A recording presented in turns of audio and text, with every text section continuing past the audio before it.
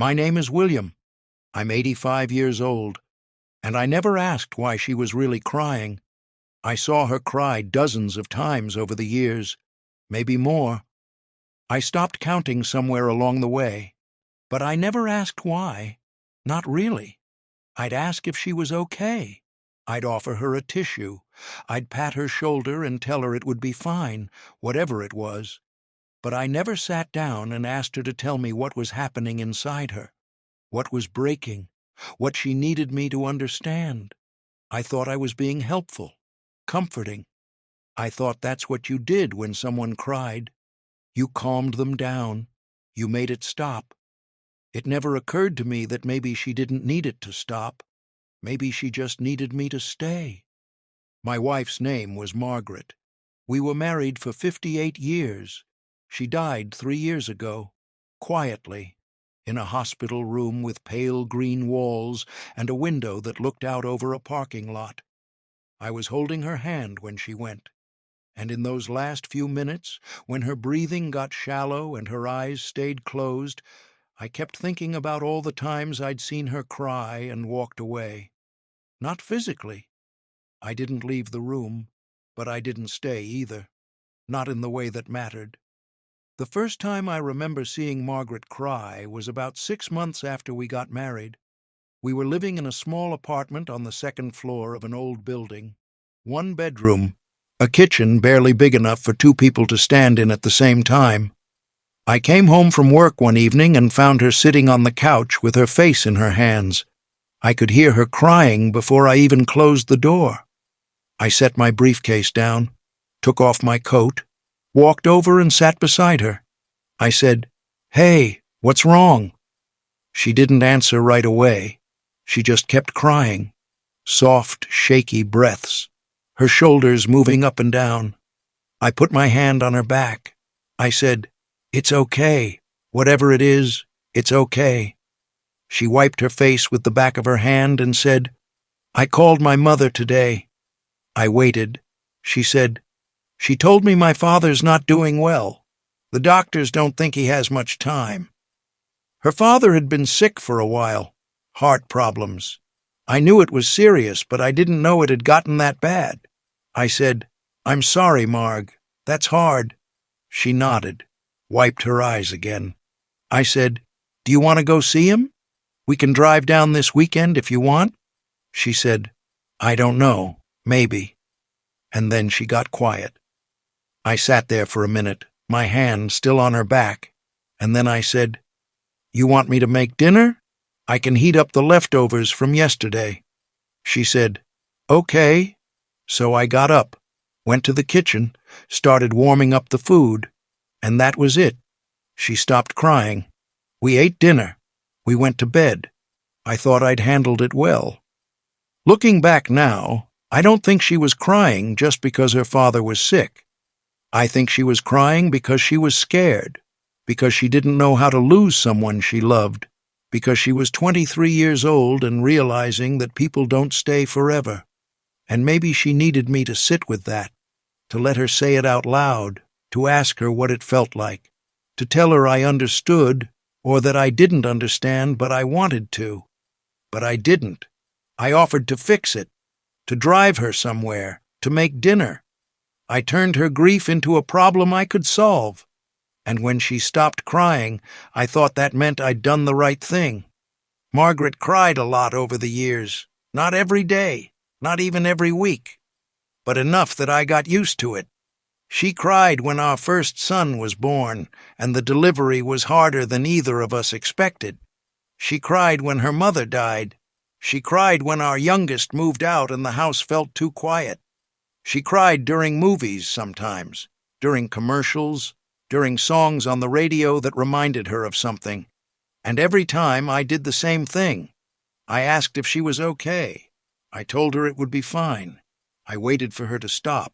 There was one night, maybe 15 years into our marriage, when she was crying in bed beside me. It was late. The room was dark except for a little bit of light coming in through the window from the street lamp outside. I could hear her trying to be quiet about it. Little sniffs, her breathing uneven. I rolled over and put my arm around her. I said, "What's going on?" She didn't say anything for a long time. Then she said, "I don't know. I just feel sad." I said, "About what?" She said, "I don't know, Will. I just do." I didn't know what to say to that, so I said, "Try to get some sleep. You'll feel better in the morning." She nodded against the pillow. I kept my arm around her for a few more minutes. Then I rolled back over and closed my eyes. I fell asleep. I don't know if she did. I think about that night a lot now. I think about how she said she didn't know why she was sad, and I just accepted that. I didn't ask her to try to explain it. I didn't tell her it was okay not to know. I didn't say, "Well, let's just sit here with it for a while." I told her to go to sleep, like sadness was something you could turn off if you just stopped paying attention to it. Margaret was a quiet person by nature. She didn't talk a lot about what she was feeling. She kept things inside, but when she cried, that was her way of letting something out, and I treated it like an inconvenience, like something that needed to be managed. I didn't mean to. I thought I was being a good husband, steady, calm, reassuring. But what I was really doing was shutting her down. Every time I told her it would be okay, I was telling her to stop feeling what she was feeling. Every time I offered a solution, I was telling her that her sadness was a problem that needed fixing. Every time I left the room or changed the subject or tried to distract her, I was telling her I couldn't handle it, that I didn't want to handle it. There was an afternoon, about 20 years ago, when I came home and found her sitting at the kitchen table crying. She had a cup of tea in front of her, untouched, still steaming. I put my keys down and said, "What happened?" She looked up at me. Her face was red, her eyes were wet. She said, "Nothing happened." I said, "Then why are you crying?" She said, "I don't know, Will. I just am." I stood there for a second, not sure what to do. Then I said, "Do you want me to call someone? Your sister, maybe?" She shook her head. I said, "Do you want to go for a walk, get some air?" She said, "No." I said, "Well, what do you want me to do?" And she looked at me for a long moment. Then she said, "Nothing. You don't have to do anything." So I nodded, grabbed a glass of water, went into the living room and turned on the TV, and I sat there thinking I'd given her what she wanted: space, privacy. It didn't occur to me that what she might have wanted was for me to sit down at that table and just be there with her, not to fix it, not to make it go away, just to stay. The thing is, I was raised to believe that emotions were something you controlled. My father didn't cry. My mother didn't talk about feelings. When something was hard, you dealt with it quietly and moved on. That's what men did. That's what adults did. So when Margaret cried, I thought the best thing I could do was help her stop. I thought crying meant something was wrong, and my job was to make it right. But crying doesn't always mean something's wrong. Sometimes it just means something's heavy, and you need to set it down for a minute. Margaret got sick about 5 years ago. It started small: fatigue, a cough that wouldn't go away. Then the tests came back, and the doctors used words like aggressive and advanced and limited options. She cried when they told her. We were sitting in a consultation room, white walls, a box of tissues on the desk. The doctor left to give us a few minutes alone, and Margaret put her face in her hands and cried. I reached over and held her hand. I said, "We'll get through this. We'll figure it out." She didn't say anything. She just cried. And I sat there, holding her hand, wishing I knew what else to say. Over the next few years, as she went through treatments and hospital stays and all the things that come with being sick, I saw her cry more than I ever had before. She cried when her hair fell out. She cried when she couldn't get out of bed on her own. She cried when the pain got bad and the medication didn't help enough. And every time, I told her it would be okay. Even when I didn't believe it. even when I knew it wouldn't be. There was a night, about 6 months before she died, when I found her crying in the bathroom. She was sitting on the edge of the tub in her nightgown, her face in her hands. I knocked on the door even though it was open. I said, "Marg?" She looked up. Her face was streaked with tears. I said, "What's wrong? Are you in pain? Do you need me to call the nurse?" She shook her head. She said, "I'm just tired, Will." I said, "I know, but you're doing so well. The doctor said the last scan looked better." She looked at me for a long time. Then she said, "I'm not talking about the cancer." I didn't know what to say to that, so I just stood there, and after a minute, she wiped her face and said, "I'm going to bed." She walked past me, got into bed, turned off the light, and I stood in that bathroom, staring at the place where she'd been sitting, wondering what she'd meant. I think she was tired of being strong, tired of pretending she was okay when she wasn't, tired of hearing me tell her it would all work out when we both knew it wouldn't. I think she just wanted to be sad, to be scared, to say out loud that this was hard and unfair and she didn't want it. But I never gave her the space to do that, because I was too afraid of what I'd hear if she did. Margaret died on a Tuesday morning. I was sitting beside her bed, holding her hand. Her breathing had been shallow for hours. The nurses said it wouldn't be much longer, and as I sat there, watching her chest rise and fall, I kept thinking about all the times I'd seen her cry, all the times I'd told her it would be okay, all the times I'd walked away because I didn't know how to stay. In those last few minutes, I leaned in close and said, "I'm sorry, Marg." I don't know if she heard me, but I needed to say it. I'm sorry I never asked what you needed. I'm sorry I tried to fix you instead of just listening. I'm sorry I made your sadness about me and my discomfort instead of about you. After she died, I found a journal in her nightstand. I didn't even know she kept one. It was a small notebook, blue cover, pages filled with her handwriting. I sat on the edge of the bed and opened it. Most of the entries were short, a few sentences about her day, what she was thinking about, how she was feeling. But there was one entry, dated about a year before she died, that I keep coming back to. It said, "I cried today, and Will asked if I was okay. I said yes because that's what he needed to hear.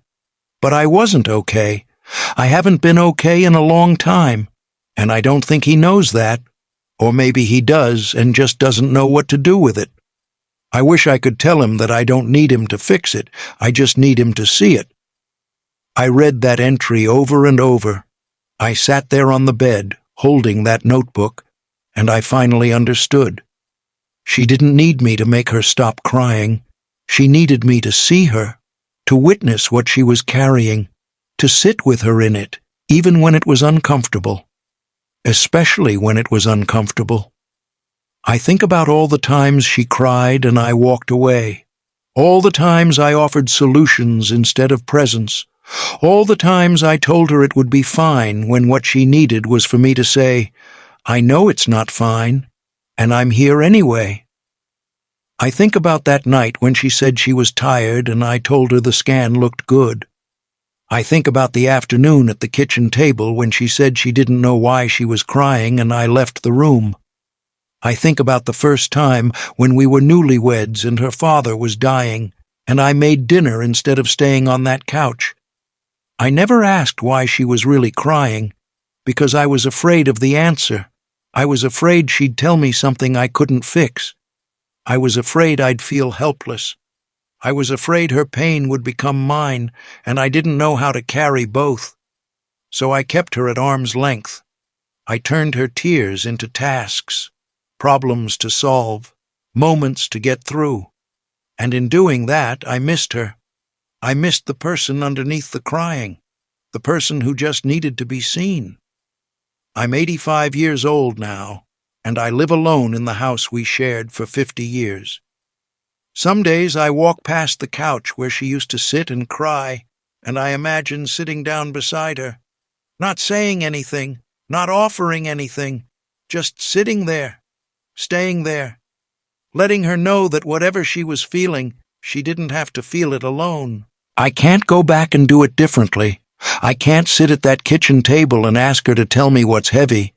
I can't stay on that couch the first time and say, "Tell me about your dad. Tell me what you're afraid of." I can't lean over in that dark bedroom and say, "You don't have to know why you're sad. I'm here either way." She's gone. And all I have now is the understanding that came too late. I think about the younger version of myself a lot, the man who thought love meant protection, solutions, strength. I want to tell him that love is also stillness. It's sitting in the hard things without trying to make them easier. It's saying, "I don't know what to do, but I'm not going anywhere." It's asking why someone's really crying and then staying quiet long enough to hear the answer, but I can't tell him that. He's gone too. I don't know why I'm telling you this. Maybe because I need to say it out loud. Maybe because I'm running out of time and I don't want this to go unsaid. Or maybe because if you're listening to this and there's someone in your life who cries, someone whose sadness makes you uncomfortable, someone you keep trying to fix, maybe you'll do what I didn't. Maybe you'll stay. Margaret's been gone for 3 years, and I miss her every day. But what I miss most isn't her smile or her laugh or the way she made coffee in the morning. What I miss most is the chance to sit beside her one more time while she's crying and just ask, "What do you need to tell me?" And then be quiet and listen, really listen. I'm 85 years old, and I never asked why she was really crying. But I wish I had. God, I wish I had. If you stayed with me through this, thank you. I don't know if it means anything to you, but if it does, maybe just sit with it for a moment. And if there's someone in your life carrying something heavy, maybe ask them about it. Not to fix it, just to see it, to see them. That's all.